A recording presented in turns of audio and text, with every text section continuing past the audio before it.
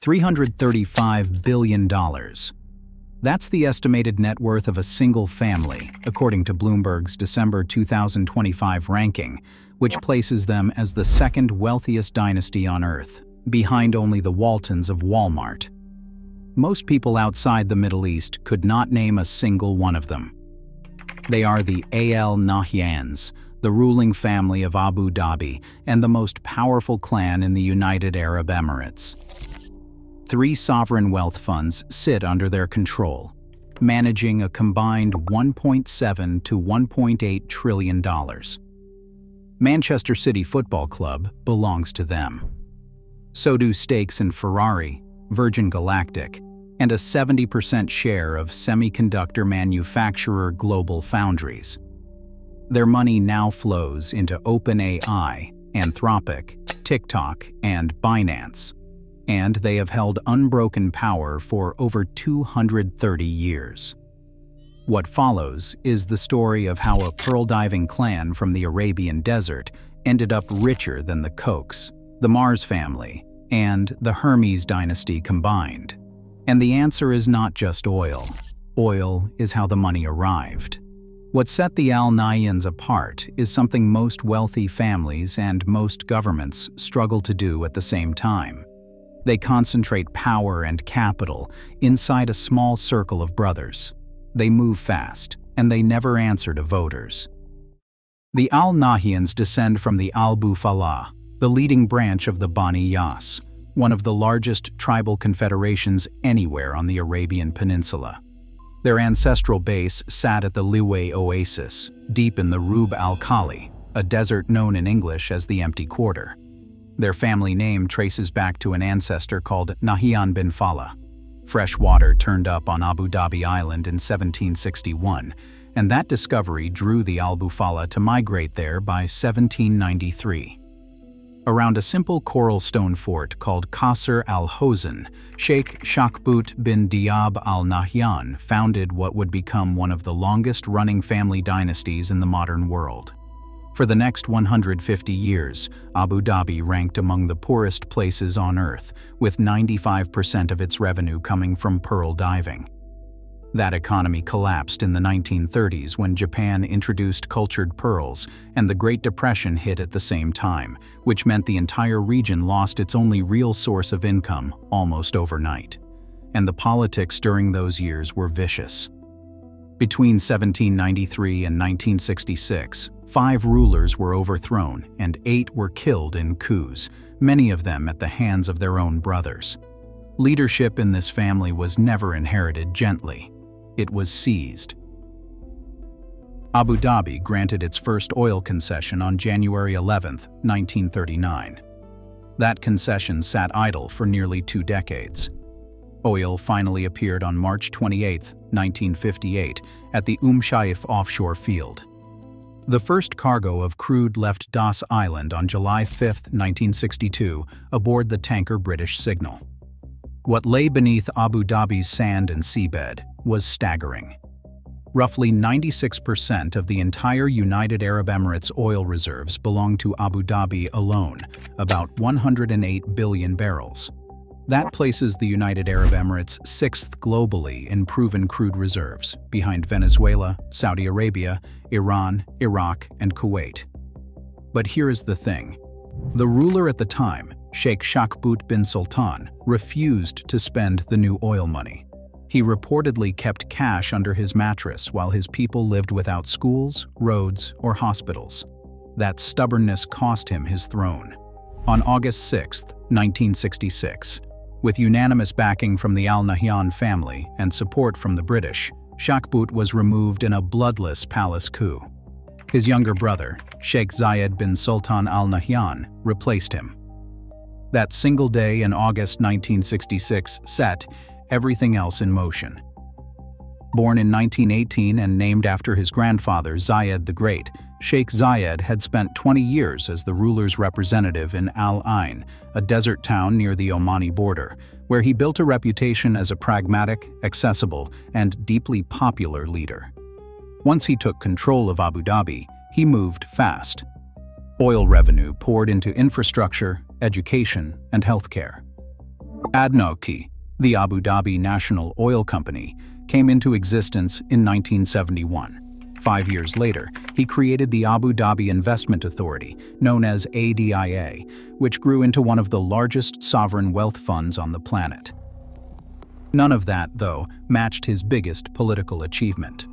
When Britain announced in 1968 that it would pull its military out of the Gulf, Zayed seized the opening. On February 18, 1968, he and Sheikh Rashid of Dubai signed the Al Sami Agreement, proposing a federation of Gulf states. 3 years of negotiation followed, and after Qatar and Bahrain opted for independence, the United Arab Emirates was formally established on December 2, 1971, with Zayed elected as its first president. Every 5 years after that, he won re-election, right up until his death on November 2, 2004, at 86 years old. 7 marriages produced roughly 30 children, 19 sons, and approximately 10 daughters. A British ambassador at the time described Zayed as possessing a personality and charm with which it is the fortune of few men to be blessed. Zayed himself put his philosophy in blunt terms. Wealth is not money, wealth lies in men. This is where true power lies, the power we value. Zayed fathered many sons, but the ones who ended up running the country all share the same mother, Sheikha Fatima bint Mubarak al-Ketbi, known throughout the UAE as the Mother of the Nation. Her 6 sons are called the Bani Fatima. A leaked U.S. diplomatic cable once described them as controlling defense, security, information, and foreign affairs across the entire UAE. Not a cabinet, not a parliament, 6 brothers. And this is where the Al Nahyan story stops being about oil money and starts being about something harder to replicate, a family that governs the way a private equity firm operates, where every major asset class has a single decision maker, and all of those decision makers eat dinner together. At the top sits Sheikh Mohammed bin Zayed, known globally as MBZ.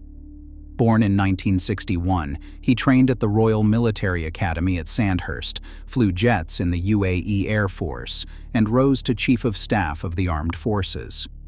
When his older half-brother Khalifa suffered a stroke in January 2014, MBZ became the de facto ruler of the entire UAE without a single vote being cast. That arrangement lasted 8 years before becoming official on May 14, 2022, the day after Khalifa died, when MBZ was formally elected president. American officials gave the UAE a telling nickname under his leadership, Little Sparta. A country with a population smaller than New York City's had built a military so capable and so aggressively deployed that the Pentagon compared it to ancient Greece's most famous warrior state. Time magazine put MBZ on its list of the 100 most influential people in the world in 2019, and their write-up noted his penchant for risk-taking and called him an inspiration for Saudi Arabia's Mohammed bin Salman. Now consider the family's financial architect, Sheikh Tahnoun bin Zayed, born in 1968. Bloomberg tagged him the $1.5 trillion man, and that number is not an exaggeration. A DIA, the sovereign wealth fund estimated at over $1 trillion, reports to him. So does First Abu Dhabi Bank, the country's largest bank. So does the International Holding Company, the United Arab Emirates' largest listed company. So does G42, the family's flagship AI company. And so does MGX, their artificial intelligence investment fund. He also serves as National Security Advisor and, since March 2023, as Deputy Ruler of Abu Dhabi. One detail that does not fit the sovereign wealth fund image. Tahnoun is a devoted practitioner of Brazilian Jiu-Jitsu and founded the ADCC Submission Fighting World Championship back in 1998. The man who oversees more capital than most countries generate in a decade also competes in grappling tournaments. Then there is Sheikh Mansour, born in 1970, who holds the title of Vice President of the United Arab Emirates. Most of the Western world knows him for one thing: buying Manchester City Football Club in September 2008 for roughly £200 million, a purchase that now anchors City Football Group, a network of 13 teams spanning 5 continents valued at approximately $4.8 billion. The youngest brother, Sheikh Abdullah, signed the Abraham Accords at the White House in September 2020 and serves as Deputy Prime Minister and Minister of Foreign Affairs. So where does the money actually sit, and how much of it is there? Abu Dhabi runs 3 sovereign wealth funds, and together they manage roughly $1.7 to $1.8 trillion. That is about 13 to 14% of all sovereign wealth fund capital on the entire planet, concentrated in a single city of about 1.5 million people. ADIA, the oldest and largest, dates back to 1976. Its exact holdings have never been officially disclosed, but estimates land between $1.05 and $1.18 trillion, which would place it as the 3rd or 4th largest sovereign wealth fund in the world. Mubadala, where Sheikh Mansour serves as vice chairman, reported assets of about $327 billion at the end of 2024 and deployed $32.4 billion in deals that year alone, earning the title of the world's most active sovereign wealth fund. And then there is ADQ, which managed $251 billion as of December 2024, more than double its size from just 4 years earlier. ADQ is also where the generational shift becomes impossible to ignore. Early in 2026, the fund was folded into a new entity called Limad Holding Company, and MBZ placed his own eldest son, Sheikh Khaled, in the chairman's seat. Khaled had already been named Crown Prince in March 2023, which broke a long-standing precedent of passing power between brothers rather than from father to son. 2 signals came through at once. Sovereign wealth was consolidating under the next generation, and the era of lateral succession among Zayed's sons was ending. If the sovereign wealth funds represent the family's past success, the artificial intelligence bet represents their theory about what comes after oil. And the scale of that bet is worth pausing on. G42, their flagship AI company chaired by Sheikh Tahnoon, pulled in a $1.5 billion investment from Microsoft in April 2024. Securing that deal required G42 to divest all of its Chinese holdings in order to reassure American partners, which tells you how badly the Nahyans wanted a seat at the American AI table. Then, in May 2025, the family's entities announced Stargate UAE, a 1 gigawatt AI compute cluster built in partnership with OpenAI, Oracle, NVIDIA, SoftBank, and Cisco. 1 gigawatt is roughly the output of a nuclear power plant. Instead of lighting a city, that energy will feed rows of processors training the next generation of AI models in the Abu Dhabi desert. MGX, their dedicated AI investment fund, co-led a $30 billion AI infrastructure partnership alongside Microsoft, BlackRock, and NVIDIA. Money from MGX now sits inside OpenAI, Anthropic, Databricks, and xAI. A 15% stake in TikTok's U.S. operations landed in December 2025, and $2 billion went into Binance earlier that same year. This is the Al-Nahyan thesis in action. Oil gave them the capital, the sovereign funds multiplied it, and now artificial intelligence gives them a reason to believe their influence can outlast the resource that created it. Most petrostates talk about diversification. The Al-Nahyans are actually spending the money. The same logic applies to culture. Saadiyat Island alone has absorbed a reported $23.5 billion in investment, producing the Louvre Abu Dhabi, the soon-to-open Guggenheim Abu Dhabi, and the Zayed National Museum, which opened in December 2025 at a cost of about $680 million. Everything you've heard so far is the success story, the version the Al-Nahyans want told. Sovereign wealth, AI megadeals, Guggenheims in the desert.